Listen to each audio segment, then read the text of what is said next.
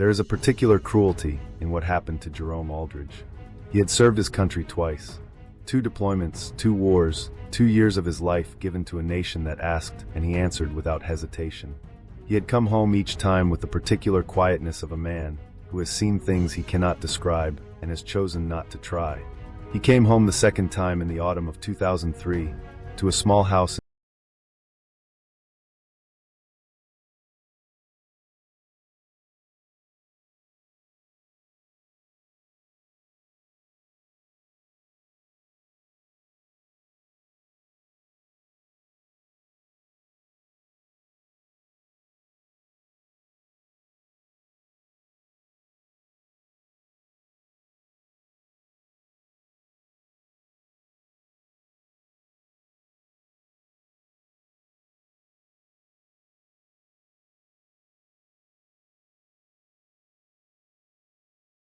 thousand miles away when it happened, serving his country, wearing its uniform, carrying its flag.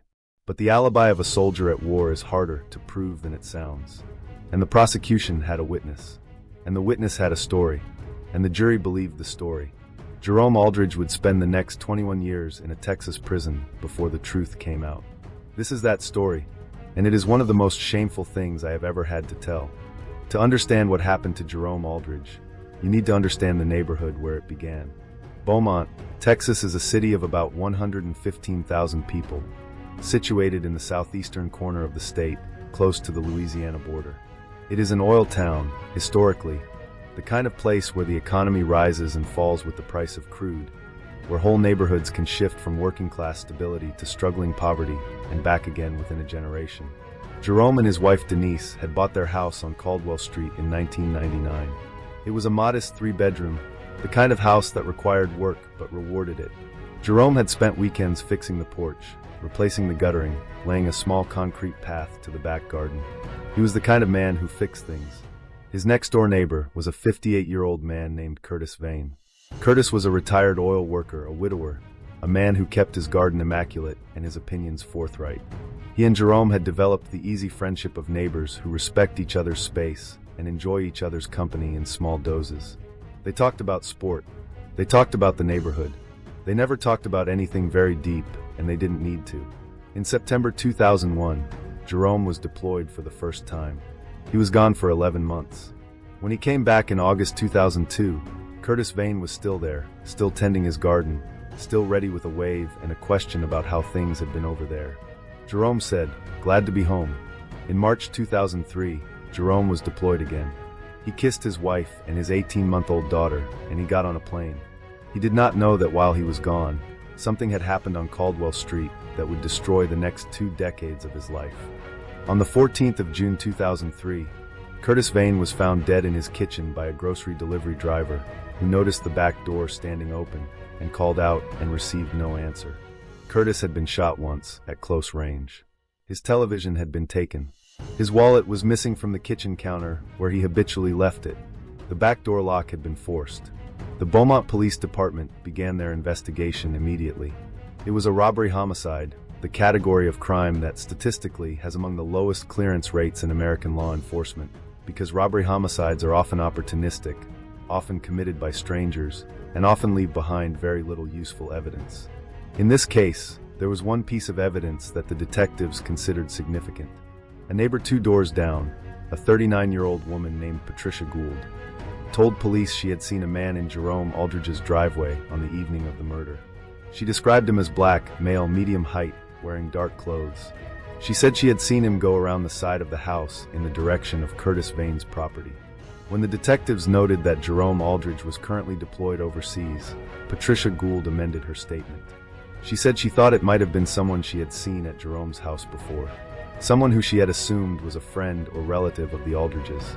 The description was extraordinarily vague. It matched tens of thousands of people in Beaumont, Texas. Jerome Aldridge was 8,000 miles away when Curtis Vane was murdered. He had been in the Middle East for 3 months without leave. His commanding officer, his unit records, his military logs, all of it placed him unambiguously on the other side of the world on June 14, 2003. None of this prevented what happened next. Jerome Aldridge came home in October 2003. He was tired and thin and quieter than he had been before. He held his daughter for a long time.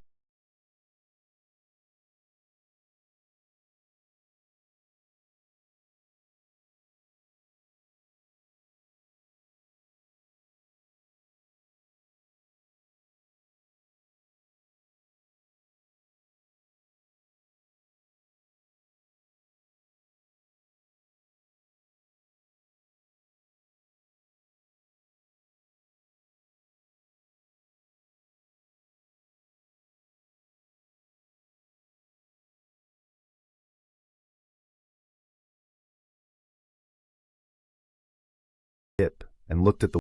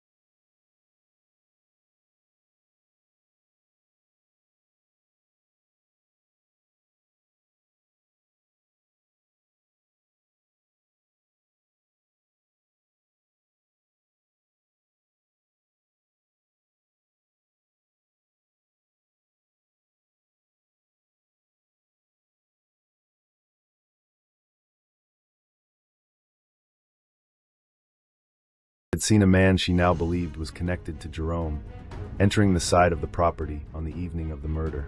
Second, a jailhouse informant named Derek Sims, who had been in the same holding facility as Jerome during his brief pretrial detention.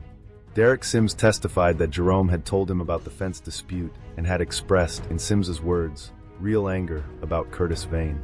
Third, a forensic accounting expert who testified that Jerome had received a small insurance payout related to a shared boundary wall, creating what the prosecution characterized as financial motive. Jerome's defense was straightforward. He had been 4,000 miles away. His military records proved it. His commanding officer testified to it. His unit logs confirmed it. But the prosecution argued that none of this excluded the possibility of a hired killing. And the jury, faced with competing theories and the authority of two eyewitness accounts, one from a neighbor, one from a fellow inmate, chose to believe the prosecution. On April 22, 2004, Jerome Aldridge was found guilty of murder in the first degree. He was sentenced to life imprisonment. He was 35 years old. His daughter was 2. His wife was 32 and had no idea how to begin the life that now stretched ahead of her. Jerome Aldridge entered the Texas Department of Criminal Justice in the spring of 2004. He had spent 20 months in uniform serving a country that was now sending him to a cell. He did not become angry. This surprised the people who knew him. His wife expected rage and found instead a kind of focused, military stillness. The bearing of a man who has been trained to function under impossible conditions and has decided to apply that training to the most impossible condition of his life. He filed his first appeal in 2005. It was rejected. He filed again in 2007. Rejected. In 2009, a new attorney took on his case pro bono.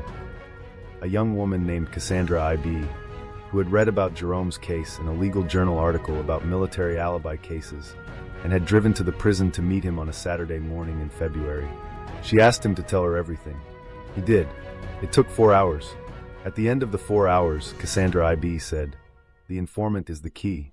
If Derek Sims lied, and I think he lied, then this case has a problem." She was right. It just took 4 more years to prove it. In the meantime, Jerome continued.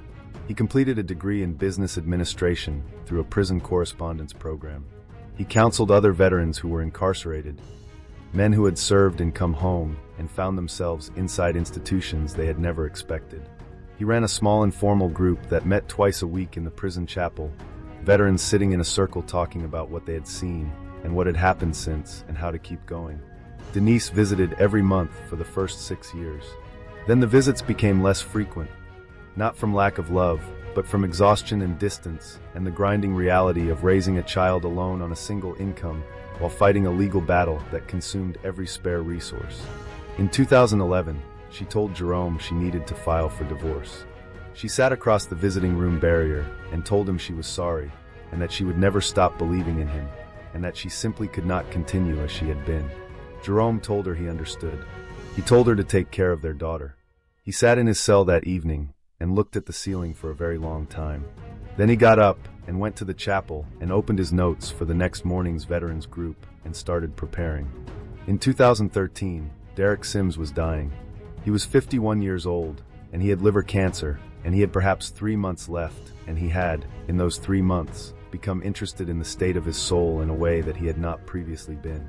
He contacted a prison chaplain in the facility where he was serving his own sentence, an unrelated robbery conviction, and he told the chaplain that he needed to confess something that had been on his conscience for 9 years.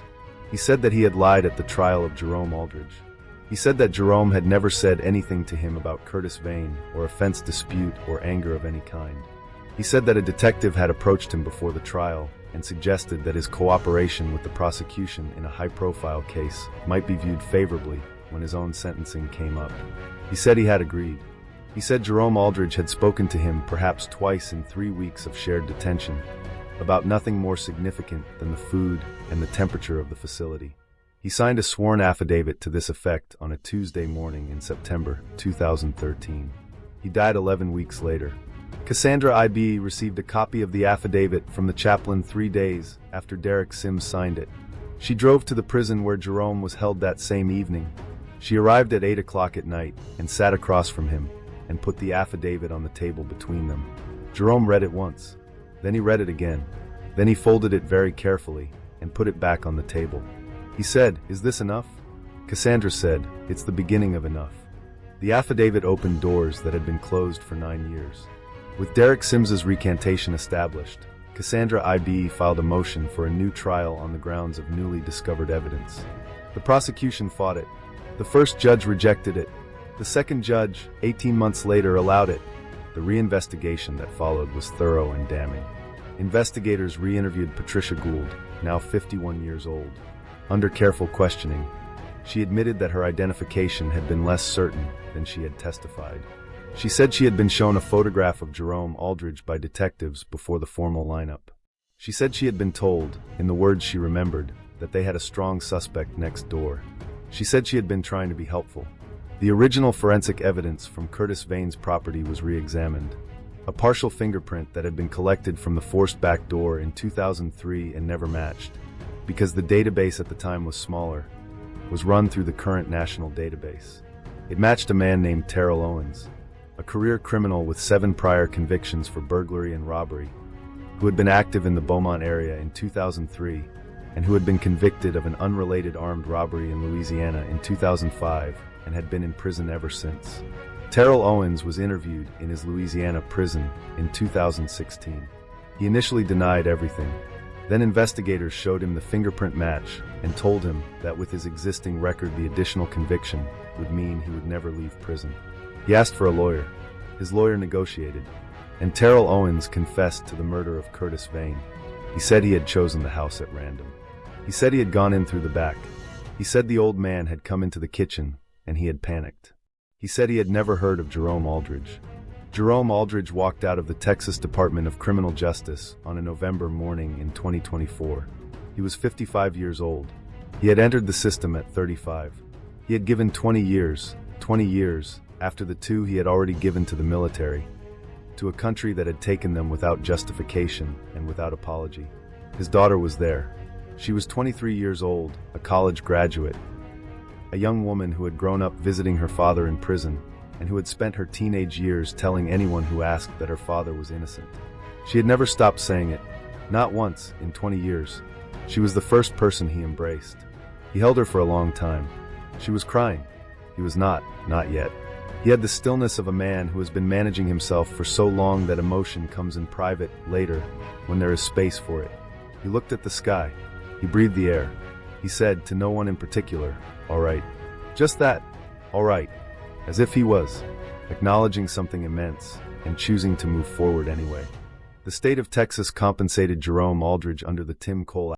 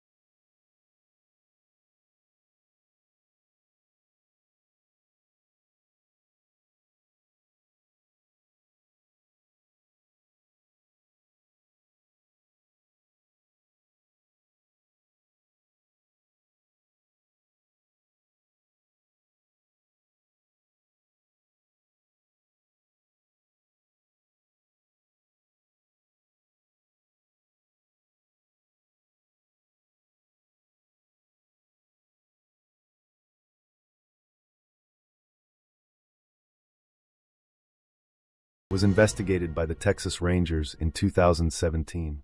The investigation concluded without charges, citing insufficient evidence of deliberate misconduct. Leonard Hatch declined to comment publicly. Jerome Aldridge declined to comment on Leonard Hatch. Jerome Aldridge's case sits at the intersection of two of the most serious problems in the American justice system: wrongful conviction and the treatment of military veterans. According to data compiled by the Bureau of Justice Statistics, approximately 8% of incarcerated men in the United States are military veterans. Many entered the criminal justice system struggling with post-traumatic stress, traumatic brain injuries, addiction, and the particular disorientation of returning from combat to civilian life without adequate support. Not all of these men are innocent of what they were convicted of, but some of them are. And the justice system is not well designed to handle the specific evidentiary challenges that military service creates. The overseas deployment alibi, the classified records, the difficulty of getting commanding officers to testify in civilian proceedings, the gaps in documentation that combat conditions produce. Jerome Aldridge's alibi was ironclad in military terms and fragile in legal terms. He was 4,000 miles away, and proving it in a Texas courtroom to the standard required to overcome two eyewitness accounts took 21 years. 21 years. Jerome Aldridge lives in Houston, Texas. He is 55 years old. He has reconnected with his daughter, who lives 40 minutes away and visits every weekend. He describes their relationship as the thing he is most grateful for. That she waited, that she never doubted, that she grew into exactly the kind of person he had hoped she would become despite everything. He still runs veterans groups, not in a prison chapel now, but in a community center in Houston's 3rd Ward, twice a week, for veterans who are struggling with the transition back to civilian life, or who are dealing with the criminal justice system, or who simply need a room full of people who have been somewhere similar and come back. He says the work is the same work he was doing in the prison chapel. The walls are different, the freedom is different, but the need is the same. He does not describe himself as bitter about the system. He describes himself as clear-eyed. He says there is a difference, that bitterness closes things down, and clear-eyed keeps them open. When people ask him how he survived 21 years of wrongful imprisonment, he gives an answer that I think about often. He says, "I survived the wars by understanding that my job, every day, was simply to get through that day. Not the whole war. Just that day. Prison was the same. My job was today. Just today. And eventually, enough todays passed." Jerome Aldridge served his country. Then his country imprisoned him for 21 years for a crime committed while he was serving it. I don't know how to make that sentence less stark than it is. I have tried, and I cannot. The institutions that failed him, the detective who may have coached a witness, the informant who lied for personal gain, the prosecutors who built a case on testimony they should have scrutinized more carefully, the courts that rejected appeal after appeal. None of these institutions have been held meaningfully accountable. Jerome Aldridge has received money. He has received his freedom. He has not received an apology from the state of Texas. He has not received an acknowledgement that what happened to him was a profound institutional failure that should never have been possible. He says he is not waiting for one. He says, the apology isn't the point. The point is that it doesn't happen to the next person. The point is that someone somewhere looks at this case and changes something.